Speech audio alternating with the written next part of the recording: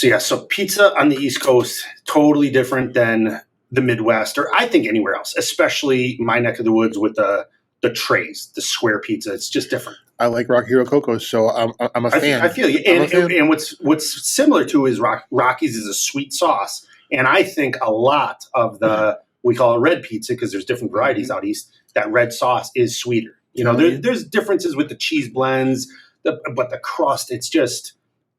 I'm excited for you to try it someday. I am too. I'm not excited about you telling me it's either cheese or pepperoni. Like, I'm sorry, I'm a sausage guy. I know, and like I said, it's place by place, and we'll look into it soon enough. So, all right. Well, folks, welcome back to another episode of 217 South Mills. We are brought to you by Cabin Coffee, Altoona, located at 2922 Meadowlark Lane in Altoona, Wisconsin, and also Pizza Del Rey. So we're talking about pizza, and now we're talking about pizza.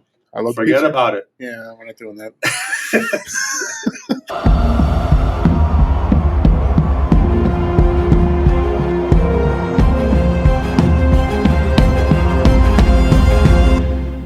We're doing a little current events here, and want to start it off with the Olympics and doping. It was an article I read, and it was how should the Olympics handle doping moving forward, blood doping.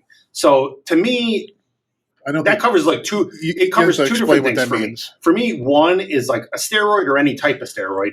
Two is more like what, and don't quote me on this, more like what Lance Armstrong was doing, I believe, and a lot of Olympians do, is they're exchanging their blood. They're like I think they're adding oxygen to their blood, something like that, for healing properties, for recovery. My thing is, when it comes to the Olympics, and this is just me making a statement, I'm not saying it's right or wrong, but I go back to baseball prior to after the home runs, and once the whole steroid thing came out, during those home runs, during our youth, during the 80s and 90s, steroids were not on the illegal substance list for baseball. Were they not on the list, or were they just not tested for it? They weren't tested for it, and whatever's on the list is what they test for. Okay. Now, I'm not saying in the general public steroids were illegal, but at the same time, too, in the general public, prescriptions are illegal if you're not prescribed by a doctor. Sure. And there's a lot of doctors that prescribe steroids. So, because even during my time in the NFL, there were doctors that accidentally gave somebody a cream to rub on their elbow after they had like the equivalent of like a Tommy John surgery in football. And the player didn't realize it. The doctor didn't realize it should say something. That guy tested positive for steroids, and it started a whole shit show just because he put a cream on his elbow to help his surgery recover. So back to the doping and steroid use and doping in the Olympics, my easy answer is just stop it. Not stop testing. Not stop doing it. Just stop testing for it. There's always going to be people cheating. And I understand you want the true sport, you want the true athlete. You're not going to get it across the board. Someone is always cheating. So why not just stop testing for it? And the people that are going to use. The people that aren't. Because I know this from football, and I'm pretty darn sure every other sport's the same. Once they start testing for something, there's already one or two things in the future of that product that everyone's using. So even if you're testing for A, B, C, D, and E, somebody else is using two products that just came out that aren't even on the illegal banned substance. Right. So they are still cheating, even though they tested clean for everything you tested for. So my take on it is just give up testing. Just let's keep doing the sports. Let's let the people keep enjoying it, but just stop the testing, because what I just said, I'm going to repeat it. You could test clean based off of the list, but you could still be on a substance enhancing product that's going to help you perform better. So you just think that all athletes can just go on steroids and just be a complete just monster? Well, I think with the Olympics, I think just stop testing for stuff. And now maybe I'm crossing the line when they say doping, and maybe I'm bringing steroids into it. Maybe doping is only with the blood. Right. But if it is, especially if it's only with the blood, I'd say just stop it altogether, because you can't keep the testing committees cannot keep up speed with the drug manufacturing companies. They're coming out with 10 products that you don't even know about while you're testing for everything that most people are done using. And I experienced that in the NFL.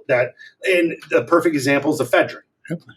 And we both took ephedrine. We took ephedrine all through college. Because it wasn't illegal, and we could buy it at the gas station. And there was a benefit from us. Now, to any high schoolers, don't take ephedrine. There are a ton of horrible bad things that can happen. We don't know the guy, but Corey Stringer. Yeah, and that was my point. That was my rookie year in the NFL. Corey Stringer dies in training camp.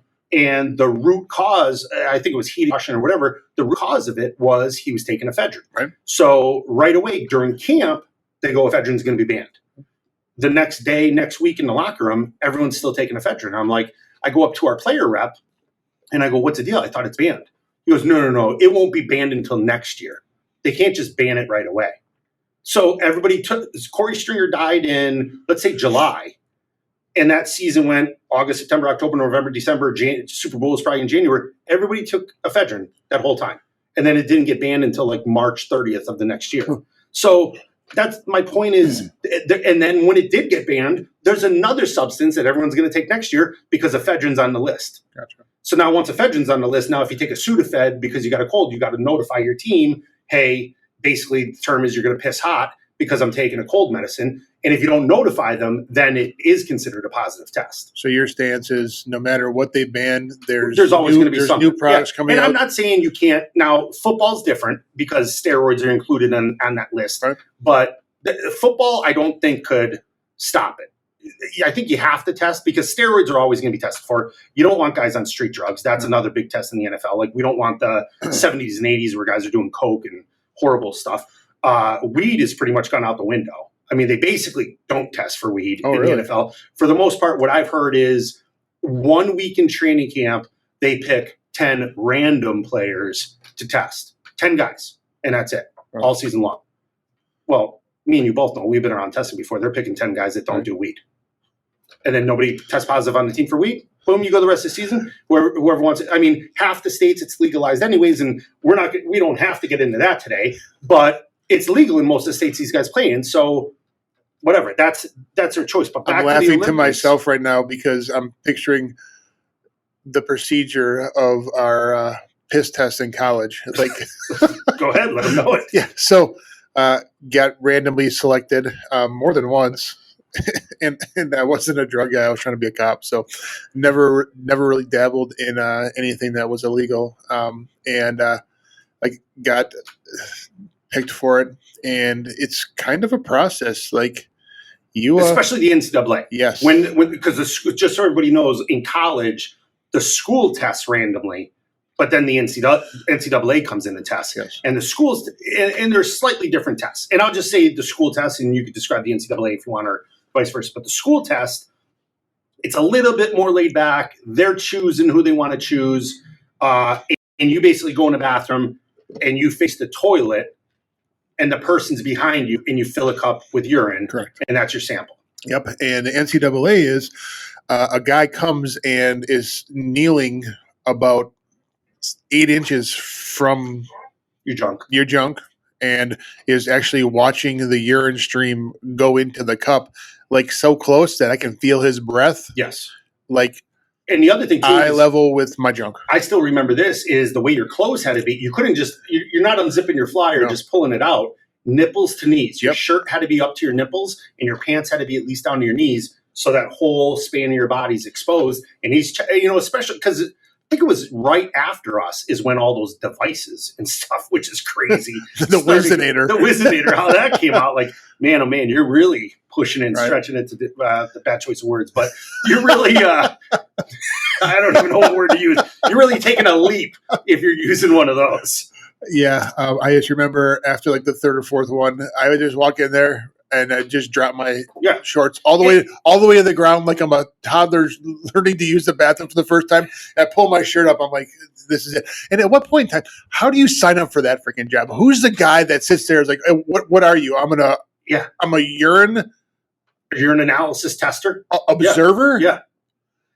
So what do you do? I always felt bad. I just sit there and stare at guys' junk all day about 6 inches from their stuff, and then breathe warm air on it while he's. And it's not like an official. Like I've heard half these officials, like the ones in college, even the pros. Some of them are like lawyers, and officiating is like their side gig. Yeah, some of them are like lawyers during the week, and they're like, "Oh yeah, but I'm an NFL official as well," or they have they're whatever in a company, blah blah. But yeah, the guy doing that, it's crazy. The other crazy thing is that we normalized it.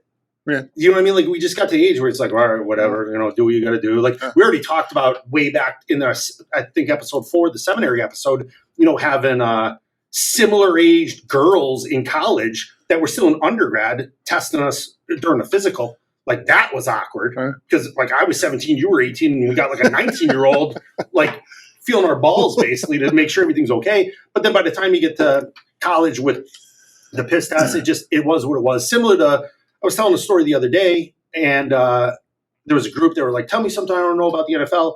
And I'm like thinking, I'm like, oh, here's something simple you probably don't know. I go, there's women as well as men, reporters allowed in the locker room after an NFL game. And they're like, well, after you get changed, right? I'm like, nope. Go as soon as the game ends. I think 15 minutes after the clock hits 0, they're allowed to come in the locker room. So you're walking to the shower, you're walking back from the shower, you're drying off. And it is probably more heavily male than female. But if there's, say, 50 reporters in the locker room, I'd say at least 20 of them are women. So you got all these women walking around, and you just get to the point where you're like, you know what? 99% of them don't care. So why should I care? Otherwise you're going to be acting scared in your own locker room. Like, you're home. Right. You just got to be like, whatever. It's just part of the kid. And I think even now, like, I go in for surgeries, it seems like on the regular. And at this point in time, they're always like, do you want to count on the front? I'm like, I honestly could give two shits less. I don't care. Like, I've been poked and prodded and examined so many times in my life. What do you want to just here? This is it. Ta-da! my last procedure, I had to roll on my side, and they go, well, don't do it yet because your gown's going to open. I'm like, listen, I'm sure you've seen everything I got. I don't care if you don't care. If you don't want it, and they're like, all right, whatever you need to do. Yeah, all right. So the other topic we saw, now we're going to get in a couple of heated topics and then talk about some fun we got coming up in the next, over the next week. So the first topic that, boy, it really drives me nuts is it was a question asked, I don't know if it was on ESPN or some sports website. How do we get more black coaches in pro sports? That's a tough one for me. It's like, we're not, and this isn't just football or sports. This to me is in general. Like, why in 2024 are we even still talking race? Mm-hmm. I mean, I don't care. Like, you own a business. Yep. Are you looking at it being like, I need a purple, a green, a blue, or are you saying I need the best employee? I want the best employee that shows up and does the job. And if I'm an owner of an NFL team, now maybe you could argue we want more diversity in ownership, but at the same time too, that person owns it. Like, we're not in a socialist society where you're stealing property from people. So, okay, when he puts it up for sale, if you really want diversity, have a different race person step up and be like, I'll be the next billionaire to change the race of the ownership. But coaches, to me, that's the last freaking thing that should be on anybody's mind. And here's the color of the coach. I want the best coach that's going to give me the best opportunity for me and my team to win the last game at the end of the season. Whether it's a Super Bowl, a championship, whatever, that's all I want. And the best comparison I have to this, and this is how much it frustrates me, and I'm not claiming I should know the guy's name to be able to cite him, but it was a comedian that said, because I believe Delta started doing this diversity thing with pilots of all people, not baggage handlers, not the people checking your ticket, not TSA, but the pilots. They're trying to get more diversified. So here's my question. Do you want diversity flying the plane? Or do you want the best pilot possible flying the plane? I think it's a hands down the best pilot. You want the best pilot. I want the best person why? I don't care if you're male or female. Yeah, exactly. And let me ask you this. When you committed to Wisconsin and Coach Jim Huber was our offensive line coach, I think at the time he had 26 guys who were in the NFL that he coached. Yeah. If he was baby shit golden color or purple, I don't care. Exactly. What I was going after, I was going after the knowledge I needed and the skills for my craft for me to go to the next level. Yep. That was the only thing that I based my decision off of. Yeah. That's it. Absolutely. Yeah. Not looks, not color. No. And it's a shame. And I really feel like, and I am a conspiracy theorist, I'll say to the crowd, big time, but I really feel like people can't stop talking about it because they want people to keep arguing about it. To me, it's like, whether we're talking sports or an airline pilot, the color of somebody's skin should never be a part of the conversation. I agree. I mean, that's what we should be teaching kids. Doesn't matter what race you are. Doesn't matter what background you came from. You can be whatever you want to be if you put the work in. Mm-hmm. But if you don't, you're not. Like, that's just bottom line. No one's giving you favors. No one's giving you handouts, nor should they. or should they make exceptions for your shortcomings? Honestly, that's literally what it comes down to. Yeah.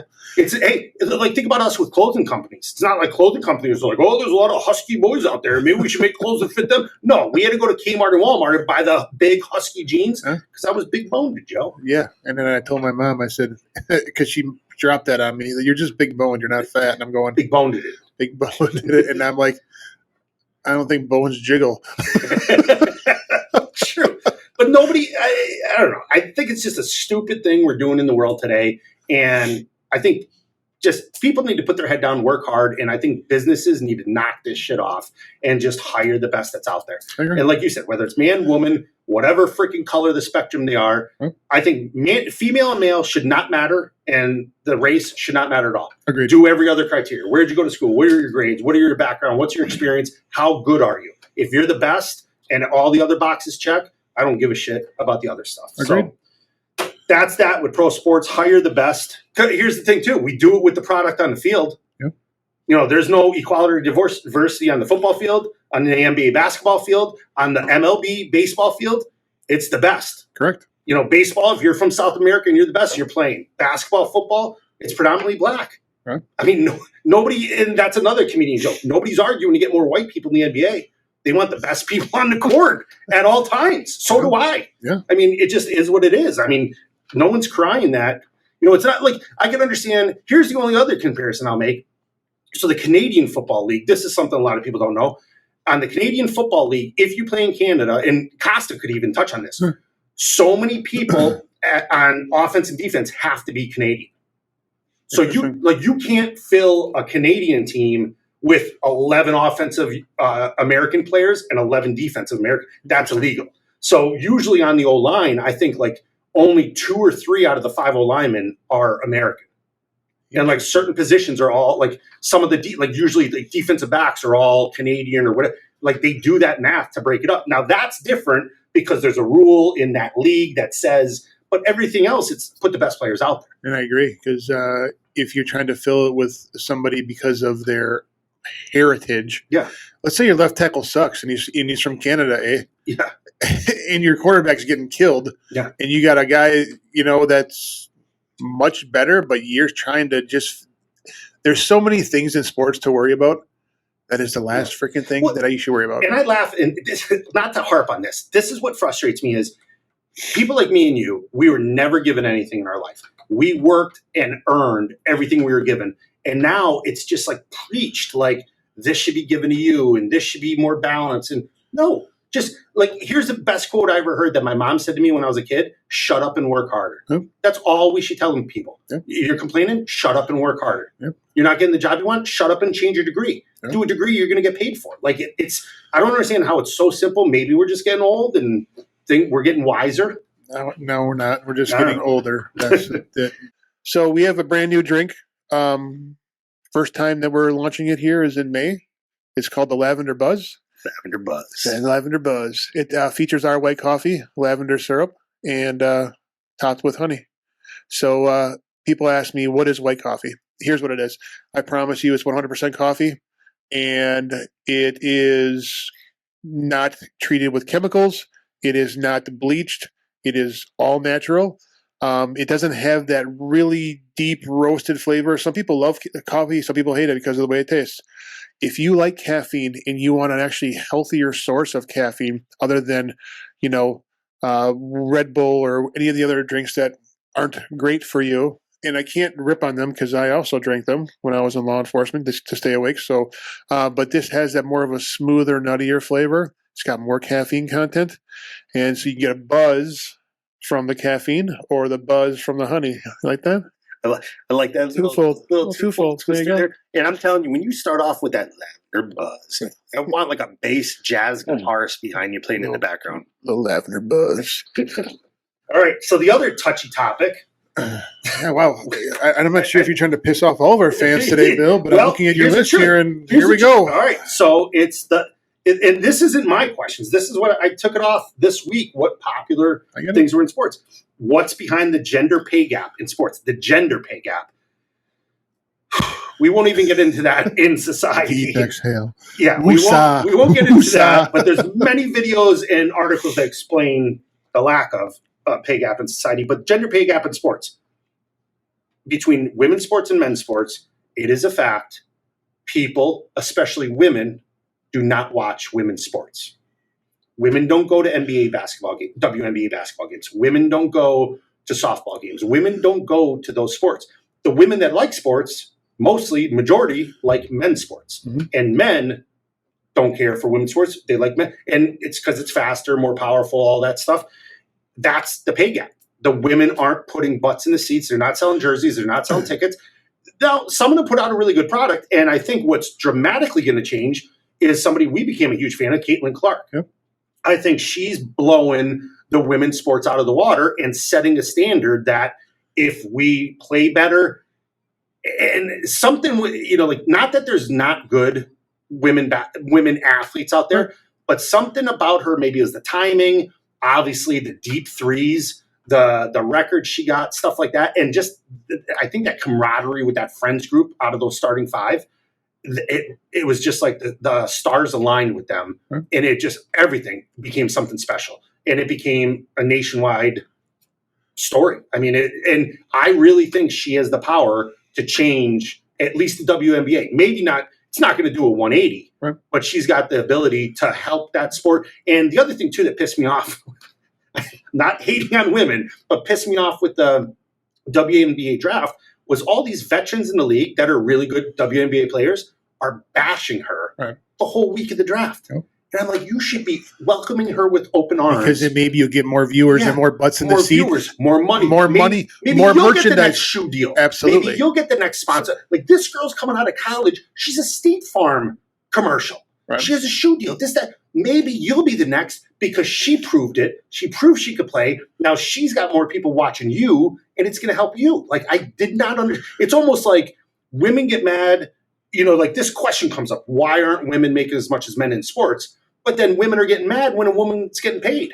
Yeah, I'm like, you should be praising her and being like, how did you do this? Who'd you talk to? Can you help me? Like that's what I do. Like I am old. We're post the social media era in college, and even post, I didn't have social media when I was in the NFL either, and then got to become friends with some younger guys like Jared Abadaris, Jeff Janis with the Packers. Those two are really tight friends, and those two, they blow up when it comes to doing deals with companies, merchandise, this, that. And I just said to them, I was like, what do you guys do? Like, how do you do it? I learned from them, and I looked at it like, okay, I'm on a different level than them, lower level than them, just to be clear. I go, but I could offer different things that they weren't able to offer as an active player and learn from it. It wasn't like I was bashing them like, oh, screw them because I did. It's almost like us bashing NIL. Like, yeah, we joke we should get retribution from NIL, but you know what? It wasn't around during our time. Like, I'm happy for these kids that they're getting it. And yeah. And I don't think it's we're not saying that they don't practice as hard. I'm not saying that they're not as dedicated to their sport. Not at all. I'm not saying any of that stuff because they work just as hard, if not harder. But it's a popularity contest. Yeah. And that's what it comes down to. And I think you hit it. If you can't sell tickets and you're not selling merchandise and you don't have the viewer fan base, you can't complain because this is it. Yeah. I can't be pissed off at some of the other big coffee franchises that have millions and millions of dollars to advertise, and it's not fair because I don't have that marketing budget for my coffee shop. Even if their coffee sucks. Even when their coffee sucks. No, not if. Even when their coffee sucks. Like, but so should I throw a pissy fit because how dare they have more money than me and they have the brand recognition and obviously something I'm trying to work for, but that's freaking life, man. Yeah. Well, and like I said, I really think ESPN's getting behind Caitlin Clark because they know to hook their wagon to her train. And I think too, watching, I think I watched more, maybe not games, but highlights of women's basketball this past season than I saw any than I ever have in my life. Yeah, but even compared to men's. Yeah. I don't think I watched any men's. If there was a woman's highlight, I'm like, oh, what did they do? What did they do? Absolutely. And there was a bunch of girls. Half of them got drafted this year. Angel Reese, that really tall white girl from Stanford. But then there's another half of them that are still in college. Mm-hmm. So, the next year or two, that Paige girl from UConn, the girl that blonde girl transferred out of LSU. The next couple of years, they got good stock going into the WNBA. They just got to do it right. I mean, and I think the complaining has to stop. No matter who even with football, when guys complain, there were times during collective bargaining agreements where players are complaining about not getting enough. Well, you know what? In the NFL, they screwed it up years ago when they had an opportunity the opportunity was to get benefits on the back end or no benefits but higher pay. And the players chose the benefits and the NFL pushed it. They wanted the players to take the benefits. But then you can't take the deal and then complain afterward. Oh, we deserve to get more. Like, yeah, you're always going to say that in the back of your head, but you can't say that in public. And that's the way I think it is with the WNBA. Just make the right choices, hook your wagon on these girls, and hopefully everybody gets better and everybody grows. And they all get more money. Exactly. Simple. Everybody wins. Because that's what it comes down to. Yeah. It's the pay gap. Yes. So, all right. And we got some big news coming up now. As you're listening to this, Bill and I should be in Scranton. We are, as you listen to this, we are in Scranton right now as you're listening to this. So anybody from the East Coast, drop a comment on any social media on where I should be taking Joe. I got a couple pizza places I got to take him to, some of our old favorites from out east.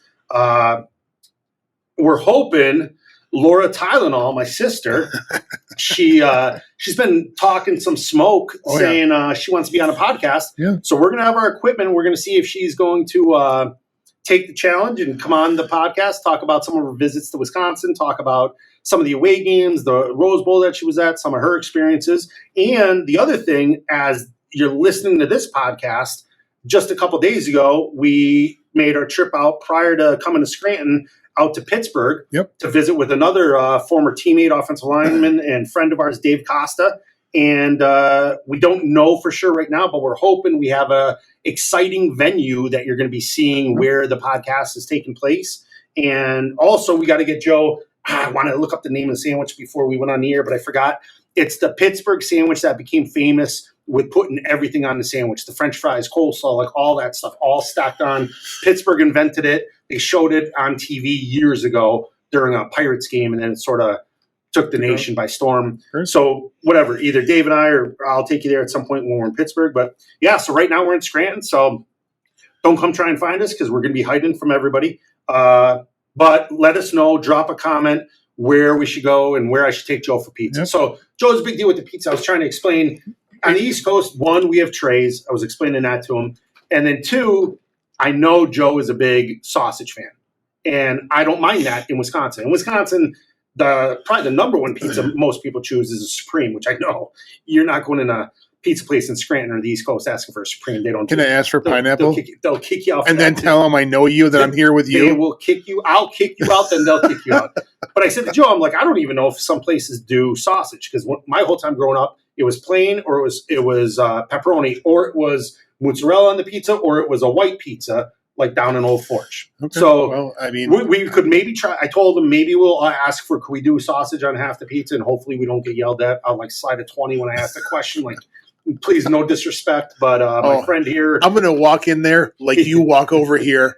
Just don't walk around. There's some places. I'm going to walk in there like, yeah, I'm from Wisconsin, and this is what we do here. You got to understand the one place, and maybe I'll put it in the comments. The one place that I plan on taking you to, there was an alleged mob hit there. Okay. Guy disappeared for like 4 years. All they found was his tooth and some blood in the sink. And then they found him a couple years later. He was buried in some site that they did construction, whatever. But they said, the mob some money, and he disappeared. Interesting. A couple newspaper articles on it, too. So, yeah, there's certain places we got to watch our mouth. Or you need to watch your mouth. I'll be like, hey, he's a Pollock. Don't worry, please. We're going to I'm going to be saying no disrespect a lot. No disrespect. No disrespect. Okay. But I already got the hoagie shop I'm taking him to, and I don't think it's the one you're thinking, but I'm going to be there. If the guy's listening, he knows the one it is. Okay. But then the pizza place that we're going to try and hit at least 3. I got 3 in mind, maybe 4. And got to get you a cheesesteak while we're out east, too. Of course. And then afterwards, we will sit down and we will discuss the pizza. And we might even do the pizza on the show. Yeah, I'd be fine with that. We got to talk to little Tylenol and see if you can explain to her why I call her Tylenol. So my sister's last name is Talinda. But when Joe first saw it, he's like, "What's her last name? Tylenol." And she gives me a headache. So there you go. The funniest thing too is one of my buddies, Sean Cook, if you're watching and listening, my buddy Cooker, he went into insurance, and I gave him my sister's number. I'm like, well, Laura's out there. Why don't you go talk to her and her husband? And when he got her email address, it was still like L Ferrari or whatever. And he looks at her and he goes, "Did you have your husband take your last name?" My buddy thought their last name was still Ferrario after they're married. So Laura was cracking up. But yeah, so now we call her Laura Tylenol because of that. So that's just her name, or we just call her Tylenol. Yeah. And I think it's fitting for her. Yeah.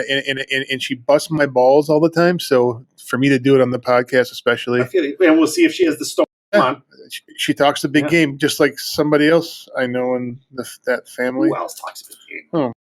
No. What are you talking about, my mom? Don't disrespect my mom like I'm talking about you dumb dago. That's what I'm talking about. Oh, you called me a Pollock. You called me a Pollock earlier. Yeah, but Pollock's not as bad as Dago. How do you think? Hey, Dago's a lot. We have Dago beef here. No, don't. Jeez, Louise. My mom would make a fabulous Dago hot Dago beef. I'm just saying. No disrespect, people. We might have to they're listening to it out east. They're like, did they ever come? No. We might have to cancel the trip. Too many threats to Joseph here. So. That's all right. I can hold my own. I got this. I hear you, but all right. That wraps up this episode of 217 South Mills, brought to you by Cabin Coffee Altoona and Pizza Del Rey. And we're not going to let Pizza Del Rey.